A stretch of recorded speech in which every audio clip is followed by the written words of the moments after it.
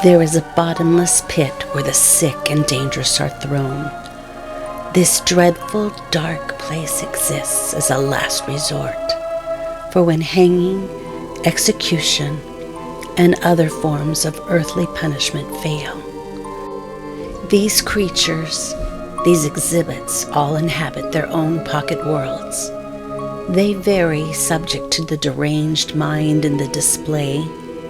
A circus, forest, nursery, graveyard, and more, all neighboring one another, yet worlds apart. Since the beginning, noble guards have sacrificed everything to keep this place safe and secret. However, as the nobility of men has faded, the security of this private prison has declined, leaving its posts unmanned. Despite the warnings left and the stories told, someone always looks inside the box. And every so often, some fool wanders where no one should tread. The Collins brothers, Halloween's most brutal psychopaths, are perpetually in transit, traveling from place to place, terrorizing wherever they go, bringing along with them their most devoted entourage of horrors, monsters. Once there lived a jolly fellow by the name of Drake Barney. He was always on time for work. He was a bookkeeper, a stickler for lists and order. However, even the most diligent among us can sometimes forget things.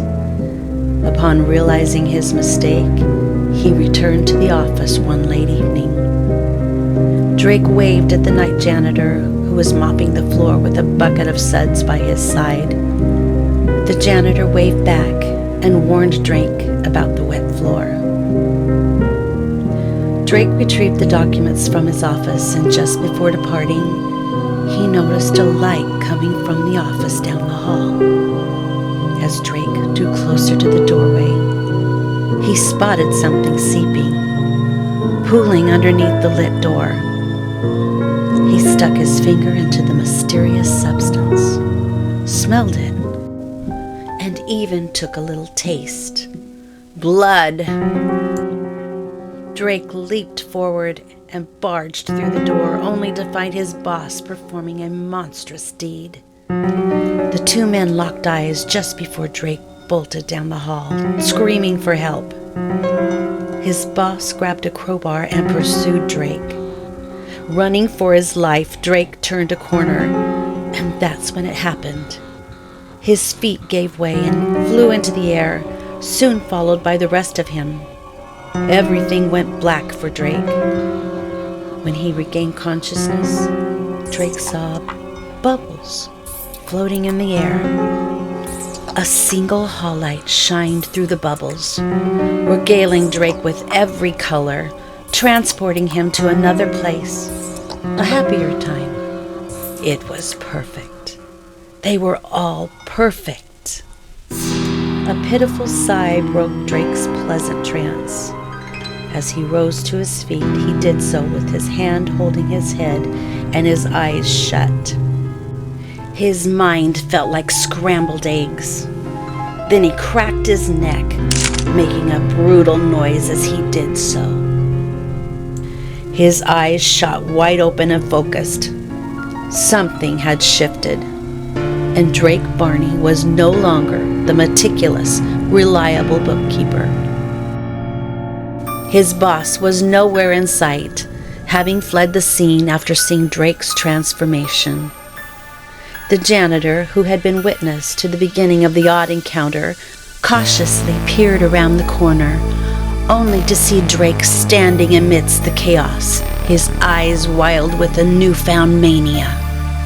Drake gazed at the bubbles, possessively, with a twisted adoration. His mind was lost in the madness that had overtaken him as he said, "Don't touch my bubbles," followed by a chilling, shrill noise, a sound reminiscent of a deranged hyena. From that moment on, Drake Barney was known as Bubbles. The janitor quickly retreated, spreading the tale of the deranged bookkeeper who had become something far more chilling. The story of Bubbles began to circulate, adding another layer of horror to the already fearsome Museum of Monsters. In this twisted museum, there are many wings. One of them belongs to Bloody Betty. Betty's world is a dressing room filled with shiny jewelry, colorful clothes, and a tasteful assortment of severed heads. Dare I say it has a woman's touch? Betty sits in front of her mirror laughing. She argues with herself. She compliments herself. She tells jokes to herself, and she even lies to herself. Bloody Betty is a tornado of makeup and mischief.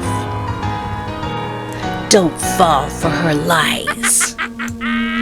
In contrast to Betty's antics, Gormley's workshop is much simpler. He prefers his garage dark and damp, though his electrical needs can be quite demanding, powering a host of toys and gadgets, working alongside with his newest creation, Gordy. From metalwork to woodwork, the Black Forest attracts rare breeds of creatures. Sister Shoestring scours the forest floors, while the fisherman appears like a summoned spirit born from campfire dread. Across the forest and through the graveyard, the Collins brothers prefer the spectacle of the circus, the tricks, the treats, willing participants and no limits. Under the big top, Eugene and Gregory obsess and perform forever and ever and ever. Designed not for visitors, the Museum of Monsters instead entertains the exhibits, struggling to hold them at bay. So, turn back now, I'm begging you. Do not feed the children.